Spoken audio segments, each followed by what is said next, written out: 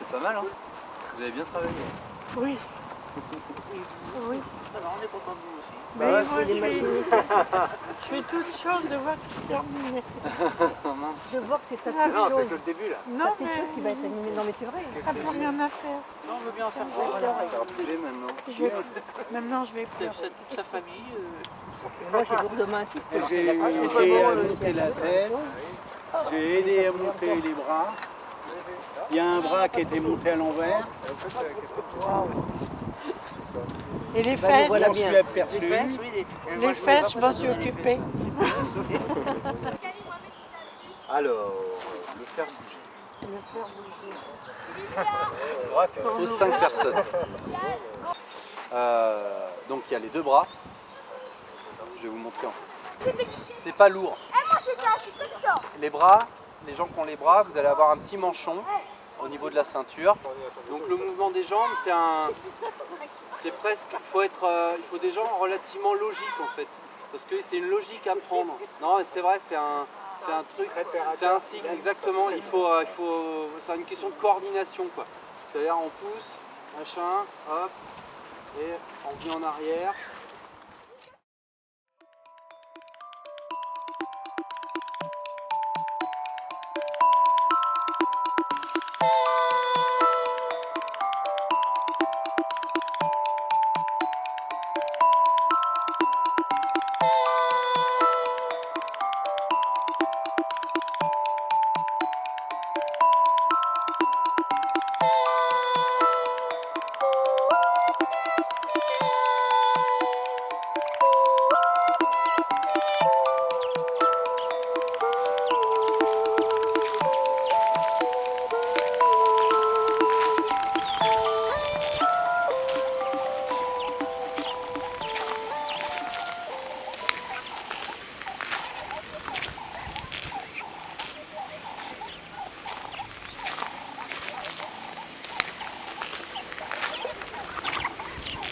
On me dit qu'il est venu d'Afrique.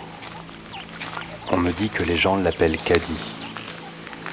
Mais on me dit aussi que Kadi n'est pas son vrai prénom, que Kadi est un prénom féminin, qu'il s'agirait en fait du nom de sa sœur jumelle, qu'elle a disparu et qu'il la cherche. C'est pour cela qu'il a quitté l'Afrique. Il a parcouru la planète à grands pas et partout où il est allé, le premier mot qu'il a prononcé a été le prénom de celle qu'il cherche. Ainsi, les gens l'ont appelé Kadi. Il porte malgré lui le nom de sa quête. Et personne ne connaît son vrai prénom. Il est allé sur tous les continents sans trouver sa sœur. Il a traversé les océans, escaladé les montagnes jusqu'au jour où il est arrivé ici. Il était très fatigué. Il s'est arrêté.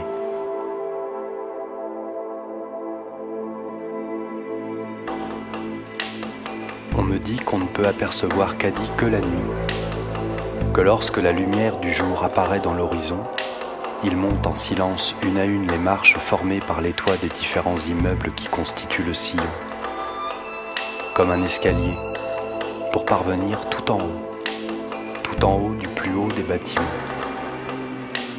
De là, il parvient à observer le monde.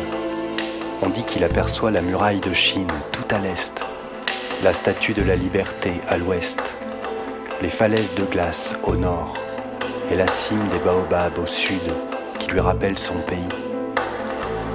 On raconte que c'est pour cela qu'il reste ici, que du haut de l'immeuble, il espère un jour apercevoir au loin la silhouette de sa sœur. Alors voilà, toute la journée le géant Kadi guette l'horizon. Et la nuit, lorsque la lumière s'estompe, il se promène discrètement dans le quartier.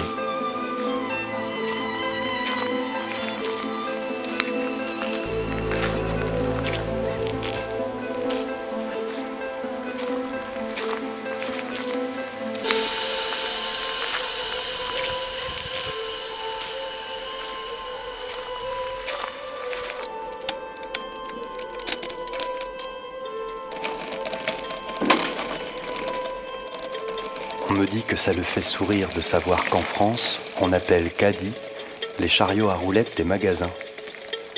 Il trouve ça amusant parce qu'autour de l'immeuble, les habitants transportent toutes sortes de choses dans ces chariots. Leurs courses, bien sûr, mais aussi leurs bagages, des meubles, des ordinateurs, des roues de voiture.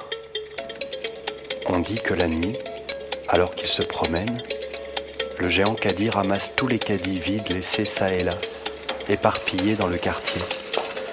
Il les rassemble comme un berger à la tête d'un drôle de troupeau.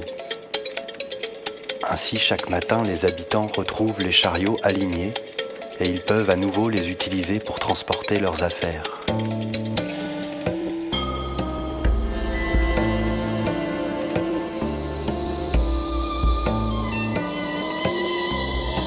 Parfois, la journée, alors que le géant scrute l'horizon à la recherche de sa sœur, son regard se laisse aller à observer le quartier. Il voit ses habitants aller et venir. Il voit aussi les travaux. Il voit qu'on rénove l'immeuble sur lequel il est installé. Il voit qu'autour, on s'apprête à construire d'autres logements. Bientôt, il y aura de nouveaux habitants. Il voit que pour cela, il faut arracher des arbres. Beaucoup d'arbres. Depuis le début des travaux, Caddy compte chaque jour le nombre d'arbres qui ont été déracinés. Il trace pour chacun une petite croix au sol, sur le toit du grand bâtiment. Caddy s'est promis qu'il replantera dans le quartier autant d'arbres qu'on en a arrachés. Alors, il est allé cueillir de jeunes pousses, qu'il a soigneusement placées dans des pots, installés comme lui, sur le toit du grand bâtiment. Sur chaque croix marquée au sol, il a posé un pot. Il a juste fait attention à laisser suffisamment de place au milieu pour pouvoir s'allonger lorsqu'il souhaite se reposer. Caddy attend patiemment. Le temps que les travaux se terminent, les jeunes pousses seront devenues des arbustes et il pourra aller les planter dans le sol, un peu partout dans le quartier.